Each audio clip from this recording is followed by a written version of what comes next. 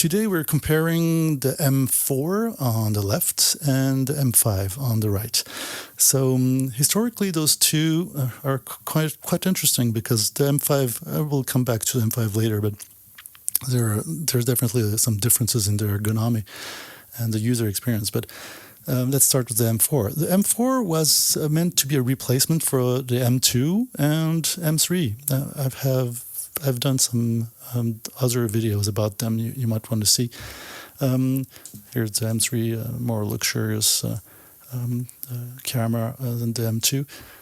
But the M4 was supposed to replace both of them. So the main differences were that you could see the guides for four different focal lengths. You had 35mm, 50, 90, 135. So basically a combination of the M2 and the M3. Other differences were this double articulated rewind lever, which made it more comfortable.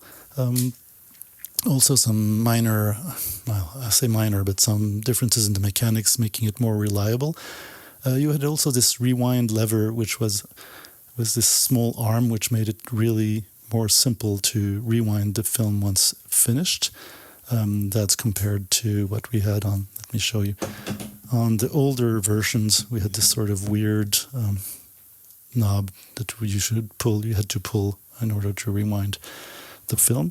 And then one big difference, actually practical difference, was inside there was a new mechanism to attach the film. So basically, if you see, you have those three arms, and you put the film inside, and when rewinding, the film would catch really easily, and that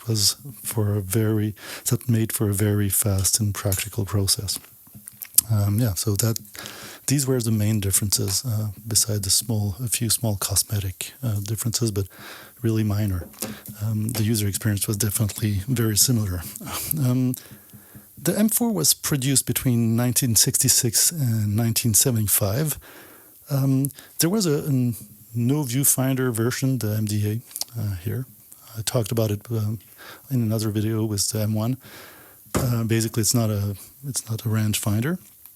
It was meant for labs or for the external reflex system Leica proposed. But basically, the first edition of the M4 was soon to be replaced by something, now we're coming to the M5, that was supposed to be radically different. So as you can already see, the body is larger in every dimension, basically. The ergonomy is not really exactly the same. For example, the bottom panel has the rewind knob. So that was something really different up here. Otherwise, you had the different improvements from the M4, basically the three-arm system to load film.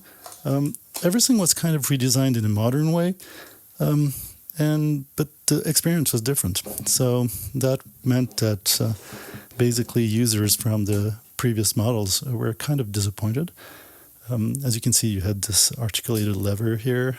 You had a contact for flash activation. Something you did find in the M4 2, I believe. That came later. But yeah, basically this M5, the big difference was that it had an exposure system. That was a collaboration with Minolta.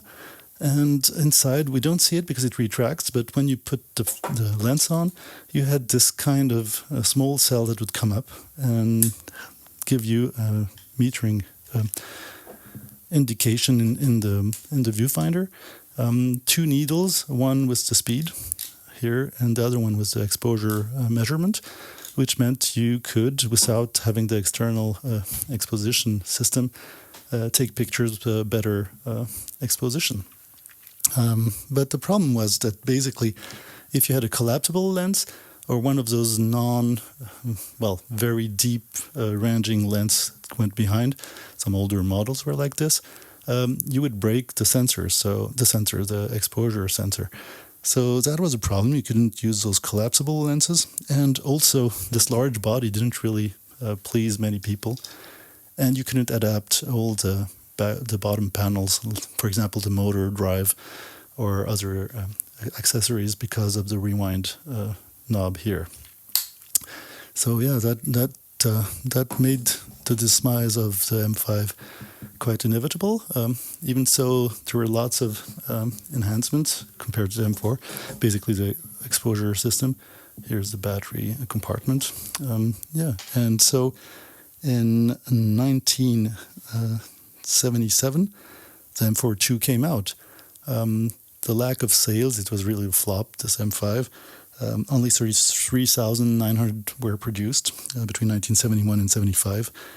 Well, the M4 II came up and brought the contact on the hot shoe. And the M4 II didn't have the self-timer, but also was developed in terms to have lesser production costs. So that was interesting also for Leica, and held up really easily against this M5, which was slowly discontinued in 1975. There was a small lag in production for the M5 in 72. Small production problems, but this camera was the last handmade in Germany camera historically. The M4 also had a revival in 1986 with the M4P, and the M4P had indications for 28mm and 75mm lenses, and basically the M6 that came out in 1984 was an M4P with the through-the-lens measurement for exposition.